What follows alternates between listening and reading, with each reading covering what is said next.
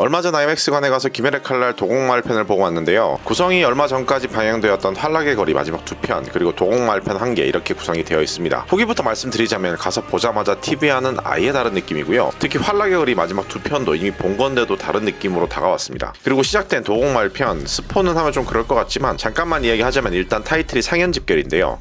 109년 만에 상현이 죽자 키부츠지 무전이 상현들을 무한성으로 집결시키는 것이 그 내용의 시작입니다.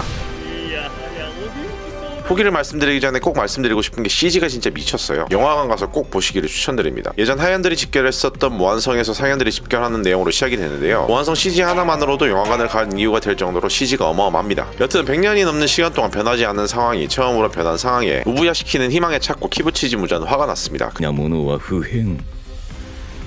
完璧な状態で永遠に変わらないこと 그래서 무한성으로 상현들을 집결시킵니다. 상현의 5 쿄코, 상현의 4 한탱구,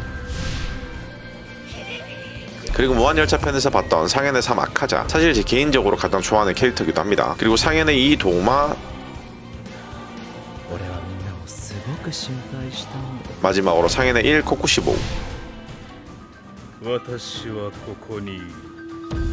무한성에서 오랜만에 서로를 만난 상현들은 반갑게 인사를 나눕니다.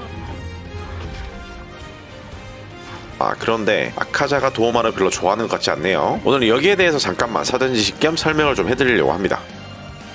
자, 왜 이런 걸까요? 이건 아카자의 성향과도 관련이 있는데요. 아카자는 귀신이 되기 전 굉장히 불우한 환경에서 자랐습니다. 어린 나이부터 아픈 아버지를 간호해야 했고 그렇게 소매치기를 하다 붙잡혔습니다. 아카자의 팔에 있는 그 문양이 바로 그 소매치기를 하다 붙잡혀서 생긴 문양이고요. 그렇게 되자 아버지는 스스로 목숨을 끊었고 어린 아카자는 더욱더 막 살기 시작했습니다. 아버지를 지키지 못했다고 생각했기 때문이죠. 그러다가 만난 케이조. 케이조는 무술도장을 운영하는 관장이었고 아카자는 함께 살 것을 제안하며 딸의 간호를 부탁했습니다. 그렇게 아카자는 케이조의 딸 코유키를 만났고 간호를 해주면서 사랑에 빠졌습니다.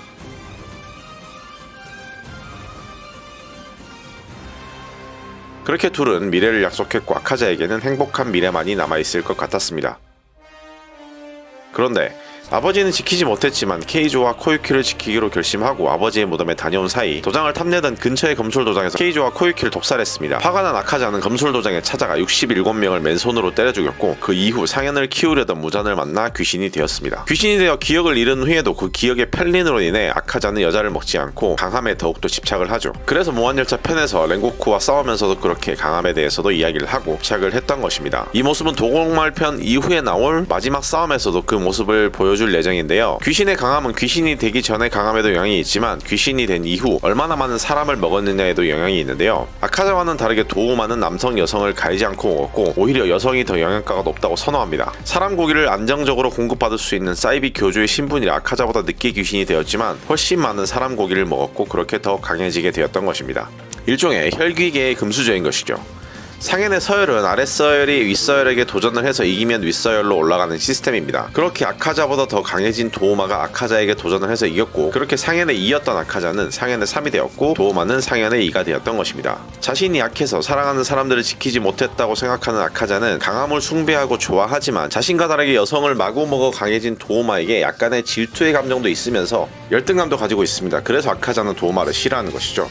강함을 숭배하지만 도우마를 보면서 아카자는 약간의 반칙을 했다라는 그런 감정이 들지 않았을까요? 그게 질투의 감정과 열등감으로 표출이 되었던 것이죠. 그리고 도우마를 보게 되면 자꾸 자신이 약하다는 그런 생각이 끊임없이 들기 때문에 아카자는 도우마를 본능적으로 싫어할 수밖에 없게 되는 것이죠.